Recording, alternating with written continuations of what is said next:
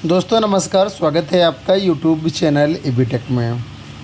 आज है 23 जुलाई 2024 और जान लेते हैं आज की महत्वपूर्ण खबरें जो आज के प्रमुख समाचार पत्रों पर छाई हुई हैं और आप लोगों के लिए बहुत ही इम्पोर्टेंट हैं।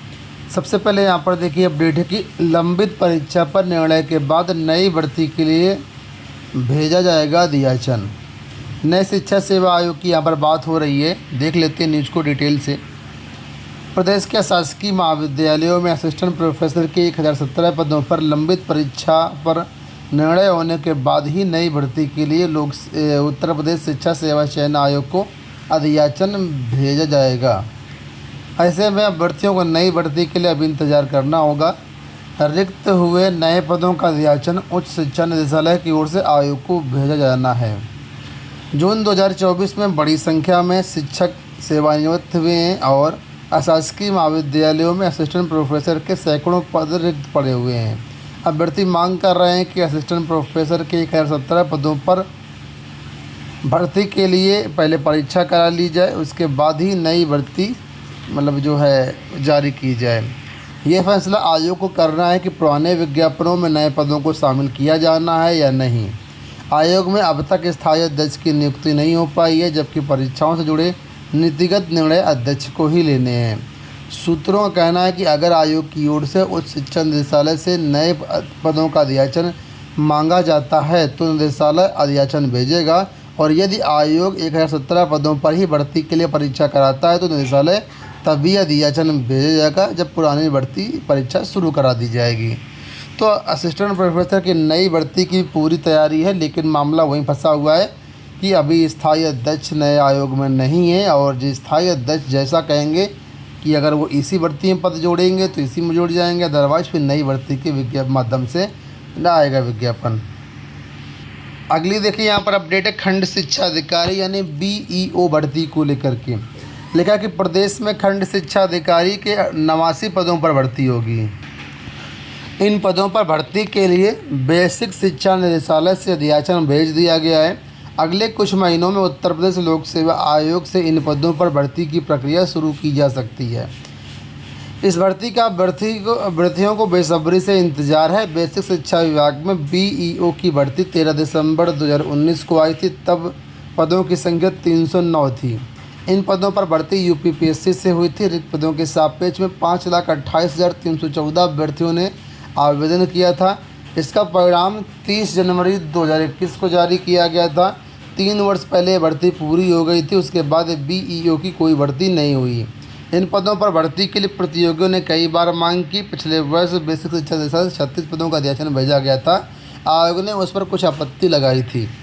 तो ये खंड शिक्षा अधिकारी की भर्ती यहाँ पर आप देखने को मिलेगी, लेकिन आप लोग जानते होंगे इसमें थोड़ा सा समकक्षता का विवाद था, जिस वजह से भर्तियाँ नहीं आ रही थी।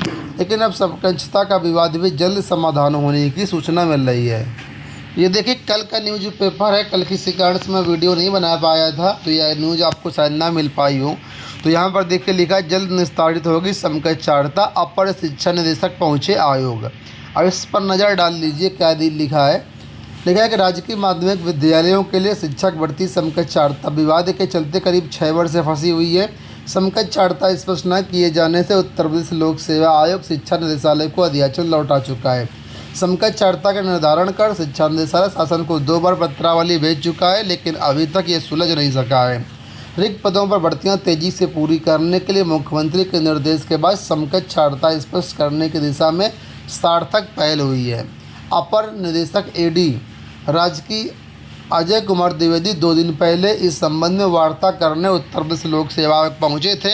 ऐसे में उम्मीद की जा रही है कि समकक्षता विवाद जल्द सुलझ सकता है। तो इस समकक्षता विवाद से कई सारी भर्तियां फंसी हुई, जैसे कि GIC प्रवक्ता की, LT ग्रेड की, BEO की और कुछ और भी भर्तियां हैं। तो अगर ये समकक्षता विवाद सुलझ जाता है तो सारी भर्तियों का रास्ता क्लियर हो जाएगा। तो अब जब अपर निदेशक AD खुद पहल कर रहे हैं और खुद आयोग लोक सेवा आयोग गए थे कि वार्ता करने के लिए, तो ऐसे में उम्मीद है कि ये मामला जल्द सुलझ सकता है। यहाँ पर देखिए आगे लिखा हुआ है कि शिक्षा निदेशालय और शासन अब तक समकक्ष छात्रता विवाद समाधान नहीं कर सका, जिसके कारण भर्ती आने में प्रतियोगी छात्र निर्धारित आयु सीमा पार कर रहे हैं। इसके जल्द निस्तारण की मांग कई बार प्रतियोगी छात्र कर चुके हैं। 2 दिन पहले AD राजकीय ने लोक सेवा आयोग में जाकर के इस विषय पर सचिव से वार्ता की थी। माना जा रहा है कि विवाद सुलझ जाने पर कैबिनेट से पास करा करके नियमावली में संशोधन के साथ ही नई भर्ती घोषित कर दी जाएगी। तो फिलहाल अभी सिर्फ अटकलें हैं कि जल्द सुलझ सकता है, अभी कितना समय लगे कुछ नहीं कहा जा सकता है। लोअर सबऑर्डिनेट की भर्ती परीक्षा पहले लोक सेवा आयोग कराता था, लेकिन उसके बाद इसकी जिम्मेदारी UPSSC को दे दी गई। वापस अब अभ्यर्थी चाहते हैं कि लोक सेवा आयोग ही लोअर सबऑर्डिनेट की परीक्षा करवाए। उसी के बारे में यहाँ पर देखिए लिखा हुआ है कि प्रतियोगी छात्रों ने सम्मिलित अवर अधीनस्थ सेवा यानी लोअर सबऑर्डिनेट या लोअर PCS भर्ती उत्तर प्रदेश लोक सेवा आयोग से कराने की मांग की है और इसके लिए मुख्यमंत्री जी को एक पत्र लिखा गया है कि परीक्षा लोक सेवा आयोग के माध्यम से कराई जानी चाहिए। कस्तूरबा गांधी विद्यालयों में भर्तियों की बात हो रही है कि 3 साल में 2 बार आवेदन, शिक्षिकाओं का चयन नहीं। कस्तूरबा गांधी आवासीय बालिका विद्यालयों का मामला है। शिक्षक भर्ती को जुलाई 2021 व जुलाई 2023 में लिए गए आवेदन पूरी नहीं हो पाई चयन प्रक्रिया। प्रयागराज से अपडेट है और बताया गया कि 3 साल में 2 बार आवेदन लिए जाने के बाद कस्तूरबा गांधी आवासीय बालिका विद्यालयों में शिक्षिकाओं सहित अन्य पदों पर भर्तियां पूरी नहीं हो पाई हैं। इसके चलते विद्यालयों में वंचित तबके की कक्षा 6 से 8 तक की पढ़ाई जो है प्रभावित हो रही है। चपरासी रसोइया के लिए B.Ed छात्रों ने तक आवेदन किया था। कुछ तस्वीरें यहाँ पर देख सकते हैं कि कस्तूरबा गांधी विद्यालय में रसोइया चपरासी की भर्तियां आती है, वहाँ पर स्नातक पास और B.Ed वालों ने भी आवेदन किया था। आप लोग जानते होंगे कि आज देश का जो आम बजट है वो जारी होना है। आज 11 बजे संसद में निर्मला सीतारमण जी जो है आम बजट जारी करेंगी और इस बजट में काफ़ी सारी उम्मीदें हैं। उसी के बारे में यहाँ कुछ दिया गया है कि देश में हर साल 80 लाख रोजगारों का सृजन करना ज़रूरी है। ठीक है, कुछ आर्थिक समीक्षा यहाँ पर दी गई है, कौन कौन सी चीज़ें यहाँ पर हो सकती हैं, उस कुछ सर्वेक्षण की प्रमुख बातें यहाँ पर दी गई हैं। तो सबकी निगाहें आज बजट में होगी कि आम जनता को क्या मिलने वाला है, सरकारी कर्मचारियों को क्या मिलने वाला है, पेंशनर्स को क्या मिलने वाला है। तो आप लोग इसको जो है ज़रूर थोड़ा सा ध्यान में दीजिएगा। केशव ने मांगा नौकरी में आरक्षण का ब्यौरा। उप मुख्यमंत्री केशव प्रसाद मौर्य के नौकरियों में आरक्षण को लेकर के लिखे पत्र ने एक बार फिर माहौल गर्म कर दिया है। नियुक्ति एवं कार्मिक विभाग के अपर मुख्य सचिव को लिखा पत्र वायरल हो गया है। पत्र में केशव ने आउटसोर्सिंग से होने वाली भर्तियों में आरक्षण का लाभ पाने वालों की जानकारी मांगी है। चौंकाने वाली बात यह है कि पत्र लिखे जाने और इसे डिस्पैच करने वाली तिथियों में 45 दिन का अंतर है। इन दोनों तिथियों का संबंध क्रमशः चुनाव नतीजे आने और भाजपा कार्य समिति की बैठक के अगले दिन से ही है। तो यहाँ पर ये ब्यौरा मांगा गया है।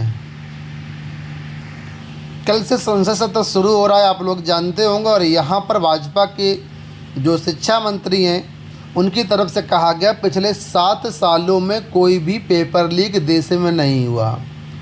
इस पर राहुल गांधी और शिक्षा मंत्री जी के बीच और अन्य नेताओं के बीच काफ़ी झड़प हुई। कुछ तस्वीरें यहाँ पर दे सकते हैं। राहुल गांधी का कहना है कि मौजूदा परीक्षा प्रणाली धोखा, छात्रों का भरोसा टूटा। वहीं पर शिक्षा मंत्री कह रहे हैं कि चिल्लाने से झूठ नहीं हो जाएगा सच प्रदान।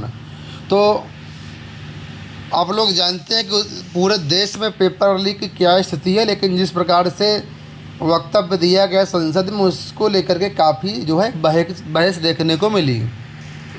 अंत में अपडेट यहाँ पर BPSC TRE 3 से है कि अगस्त के पहले हफ्ते जारी होगी आंसर की 25 से 30 जुलाई के बीच OMR सीट। तो 25 से 30 जुलाई के बीच आपकी OMR सीट जारी होने की सूचनाएं मिल रही हैं। ये अपडेट कल 22 जुलाई रात के 10:18 की है। दोस्तों ये हो गई आज की सारी सूचनाएं। उम्मीद करेंगे वीडियो आपको पसंद आया होगा। फिलहाल इस वीडियो में इतना ही। धन्यवाद।